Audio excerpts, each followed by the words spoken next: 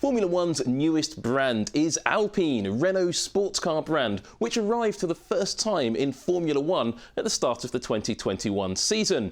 But the car it arrived with, the Alpine A521, isn't perhaps as new as you might think. The car, which you can see driving around the track here, uses an old monocoque. It's actually the Renault RS19 chassis, which has been extremely heavily modified as the years have gone by.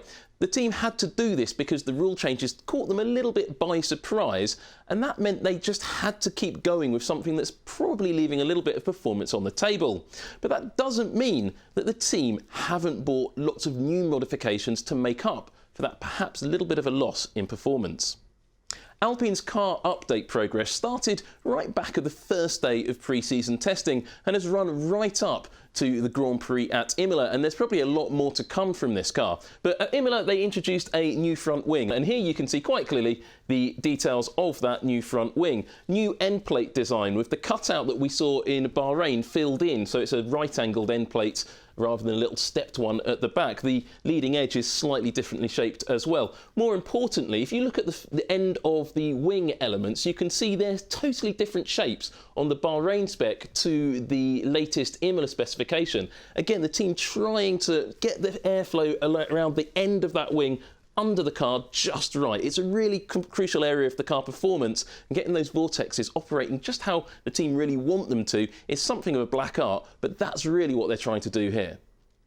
As with every single team on the grid, the rear floor of the Alpine has been a huge area of development, but I get a slight inkling that the team were slightly caught out by the power of the 2021 regulations in this area. The team turned up at pre-season testing with what looked to be a fairly basic, fairly simple floor design, but as you can see, right through testing and through the first Grand Prix of the year in Bahrain, they came along with a whole mind-boggling variety of different sticky-uppy bits in that 100mm free area above the floor. And these little elements all the way along the floor, all aimed at trying to achieve roughly the same effect, sealing the side of the floor and stopping that tyre squirt coming in from the rear wheel into the diffuser and gaining a little bit more downforce. However, I don't think the team really found the effect it was wanting when they tried that in Bahrain. So in Imola, they introduced another completely new floor to the car, and this is a huge amount of work the team have put in. Now, you can see these longitudinal elements along the leading edge of the floor. These are common pretty much on all cars. They've got something of this order going on every single part of the car. But look here, you've got this big step in the floor. This is something we've seen from Aston Martin, we've seen AlphaTauri experimenting with it as well.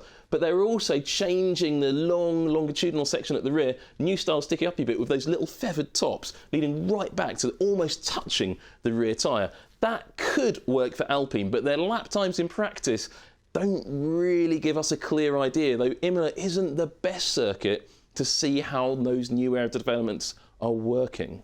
There's been a huge focus not just on the rear floor of the car, but the whole rear end of the Alpine. And as you've probably noticed, they've tried no T-wing, double-decker T-wing and a single-decker T-wing. But more importantly, look at the shape of the rear engine cover. These are two different versions they've evaluated in pre-season testing and in Bahrain for the race. You can see this much tighter bodywork comes in under the upper wishbones, whereas the larger, fatter version, frankly, comes in above the wishbones. Now, different cooling options are something you see from a lot of teams, but I don't think this is just about cooling. I think the team are pushing really hard to get their bodywork as tight as possible and make up for the deficit they're clearly finding around the rear floor and the rear end of that car, because that's a crucial area aerodynamically, and they've just got to get it right, because otherwise they're going to be leaving all of that performance behind.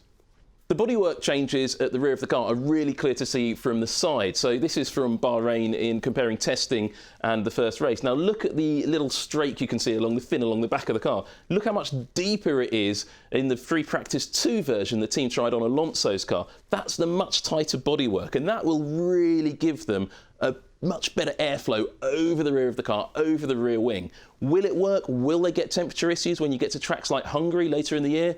Possibly, but that's what the team is really experimenting with, and that's why you're seeing all of these different test iterations coming to this car. It's a really clear indicator of where they need to put the effort in, and it's quite different to every other car on the grid, and the reason for that can be seen elsewhere on the car. What I'm talking about is, of course, the cooling system. And the interesting point on this to start with is the side pod cooling. Looking at last year's Renault, you can see the side pod duct shape and also its size. But when you compare it to the Alpine, it doesn't look too different at first glance, but that outer shape is really quite different. It's actually a much smaller side pod on the Alpine. This duct is smaller than that one. And they've cut out this whole top section.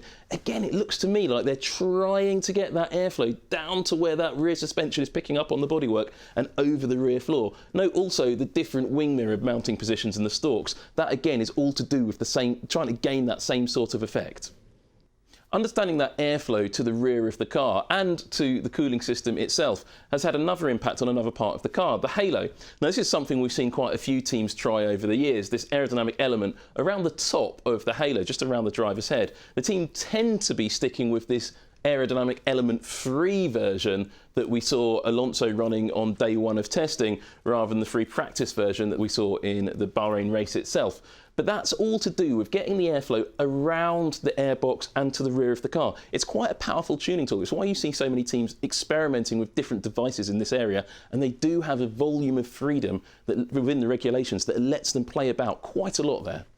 Now, something else I noticed when comparing the two halo solutions on the Alpine was the different heights of its two drivers. Esteban Ocon is much, much taller than Fernando Alonso, and that's really obvious to see when you look at these shots of the car. Ocon's head sits really quite high above the halo, where Alonso's helmet is much, much lower down, almost in line with it. But that's really important with the airflows around the cockpit. Alonso's helmet gives a clear line of flow into that big cooling duct behind his head, whereas Ocon's, that looks like a big blockage into that big cooling duct. And that's really interesting because obviously the airbox is such a crucial part of the car and core to the Alpine car concept. I think that could mean that going to different tracks, like the Hungaroring in the middle of the season, you may see the two different drivers using different cooling packages because of that blockage of Ocon's head. And the cooling system and that big airbox has been the biggest talking point of the Alpine A521 all season long.